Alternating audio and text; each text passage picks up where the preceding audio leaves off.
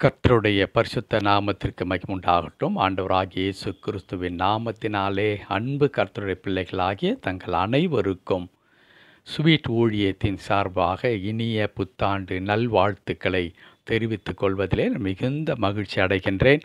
ஆண்டவருடைய பெரிதான கிருபையினாலே ஒரு புதிய ஆண்டிற்குள்ளாக நாம் பிரவேசிப்பதற்கு ஆண்டவர் கிருபை செய்தார். கடந்த 2023ஆம் ஆண்டு அற்புதமாக கடவுள் நம்மை வழிநடத்தி எல்லா விதத்திலும் அவர் நமக்கு போதுமானவராக இருந்து இந்த புதிய ஆண்டுக்குள் ஆண்டவர் கொண்டு வந்திருக்கின்றார். இந்த புதிய ஆண்டில் ஆண்டவரை நோக்கி பார்க்கும் பொழுது கடவுள் எனக்கு கொடுத்ததான ஒரு அற்புதமான வார்த்தை, இந்த வார்த்தையை தான் ஸ்வீட் ஊழியத்தில் அது வாக்குத்தத்தமாக கடவுள் நமக்கு கொடுத்திருக்கின்றார். அவற்றை உங்களோடு இந்த காலை நேரத்தில் பகிர்ந்து கொள்வதில் நான் மிகுந்த மகிழ்ச்சி அடைகின்றேன்.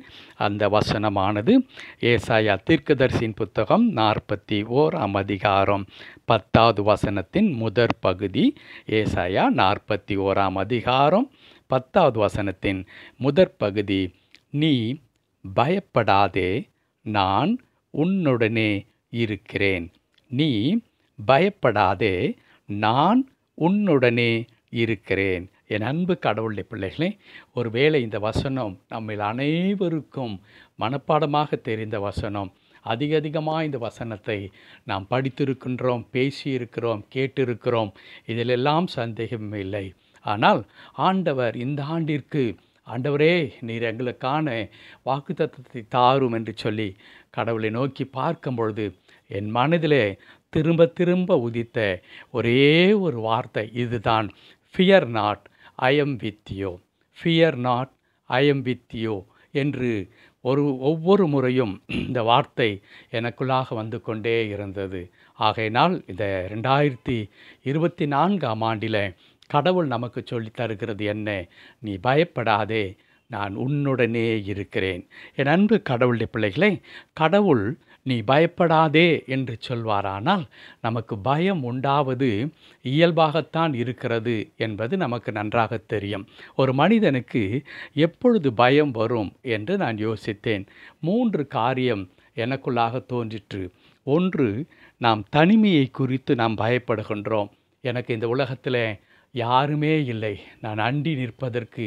என்னை பார்த்து நீ ஏன் கவலைப்படுகிறாய், நாங்கள் எல்லாம் இல்லையா என்று சொல்லுவதற்கு யாருமே இல்லாத ஒரு நிலையை உணர்ந்து நான் தனியாக இருக்கிறேன் என்று சொல்லும் பொழுது நமக்கு நிச்சயமாக பயம் உண்டாகிறது.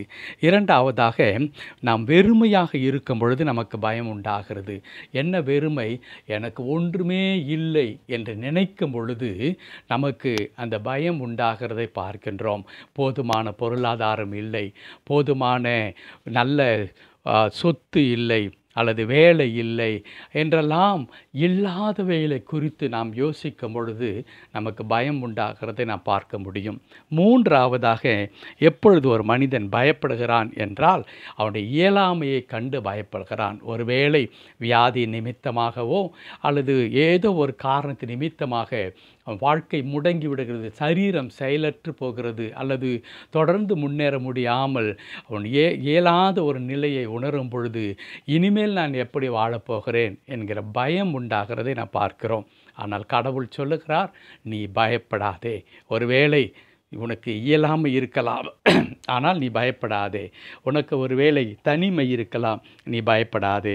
ஒருவேளை வெறுமையை உணரலாம், ஆயினும் பயப்படாதே. ஏன் நான் பயப்படக்கூடாது? நான் உன்னோடு கூட இருக்கிறேன் என்று கடவுள் சொல்லுகிறார். அன்பு கர்த்தருடைய பிள்ளைகளே, கர்த்தர் நம்மோடு கூட இருப்பாரானால் நாம் பயப்பட வேண்டிய அவசியம் இல்லவே இல்லை என்று கடவுள் சொல்லித் தருகிறார். ஏன் நான் பயப்படக்கூடாது? கடவுள் என் கூட இருக்கிறார். அவர் எப்படி என் கூட இருக்க போகிறார் என்றால், ஆண்டவர் கூட இருக்கிறேன் என்று சொல்லும் பொழுது இந்த ஆண்டு முழுவதும் அவர் நம் கூடவே வருகிறவராக இருக்க போகிறார்.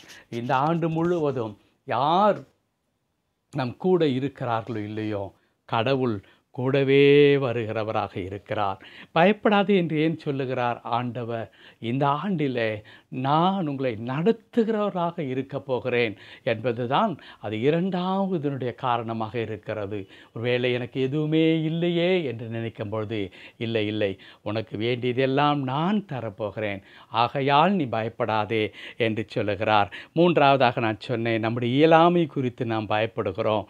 கர்த்தர் சொல்லித் தருகிறார், நானே உன் பரிகாரி, நான் கூட இருக்க போகிறபடியினாலே உன்னுடைய பலவீனங்களை எல்லாம் நான் மாற்றுவேன், உன் சுகவீனங்களை எல்லாம் மாற்றுவேன், உன் இயலாமை நேரத்தில் நான் உனக்கு உதவி செய்வேன் என்று ஆண்டவர் சொல்லுகிறார். I am with you. எவ்வளோ அழகான ஒரு வார்த்தை! நான் உன்னுடனே இருக்கிறேன். என் அன்பு கடவுளுடைய பிள்ளைகளே, இந்த புதிய ஆண்டை துவங்கின இந்த முதல் மணித்துளியிலே இருந்து இந்த ஆண்டின் இறுதி மணித்துளி வரையிலும் ஆண்டவர் நம் கூடவே இருக்க போகிறார். I am that I am, நான் இருக்கிறவராகவே இருக்கிறேன் என்று சொன்ன கடவுள், எந்த நிலையிலும் மாறாத கடவுள், எதின் மூலமாக மாற்ற முடியாத ஆண்டவர், சூழ்நிலையாக இருந்தாலும் அல்லது இயற்கையாக இருந்தாலும் அல்லது வேறு எந்த சக்தியாக இருந்தாலும் நம்முடைய ஆண்டவரை மாற்றி போடவே முடியாது. அவருடைய வல்லமையை மாற்ற முடியாது, அவர் கொடுக்கிற கிருபையை மாற்ற முடியாது, அவருடைய அன்பை மாற்றி போட முடியாது. கடவுள் எல்லா சூழ்நிலையும் தாண்டி அவர் இருக்கிறவராகவே இருக்கிறபடியினால்தான் கடவுள் நம்மை பார்த்து இன்றைக்கு சொல்லுகிறார், நீ பயப்படாதே, நான் உன்னுடனே இருக்கிறேன் என்று. என் அன்பு கடவுளுடைய பிள்ளைகளே, ஒருவேளை வாழ்க்கை குறித்து நீங்கள் இன்னும் பயப்படுகிறவர்களாக, நான் ஏற்கனவே குறிப்பிட்ட வண்ணமாக உங்களுடைய இயலாமையை குறித்து, உங்களுடைய வெறுமையை குறித்து, தனிமை குறித்து பயப்படுகிறானால் 24 கர்த்தர் பயப்படாதே என்று சொல்லுகிறார். பயத்தை அப்புறப்படுத்தி ஆண்டவரை உங்களுக்குள்ளாக எந்த சூழ்நிலையிலும் இருக்க பார்த்து கொள்ளுங்கள்.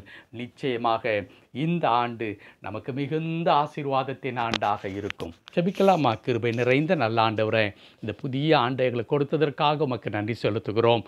இந்த புதிய ஆண்டின் முதல் அடியை நாங்கள் எடுத்து வைத்திருக்கிறோம். ஆனால் இந்த நாளிலே கர்த்தர் எங்களோடு பேசுகிற இந்த நல்ல வார்த்தைக்காய் சோதரம்.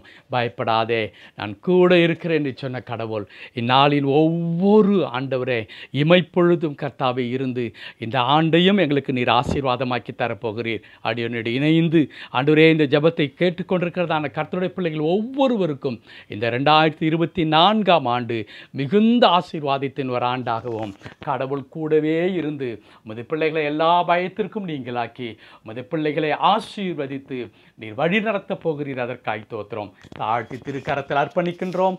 என் தேவன் தொடர்ந்து பொறுப்படுத்திக் கொள்ளும். மீட்பர் நாமத்தில் பிதாவே. ஆமென், ஆமென்.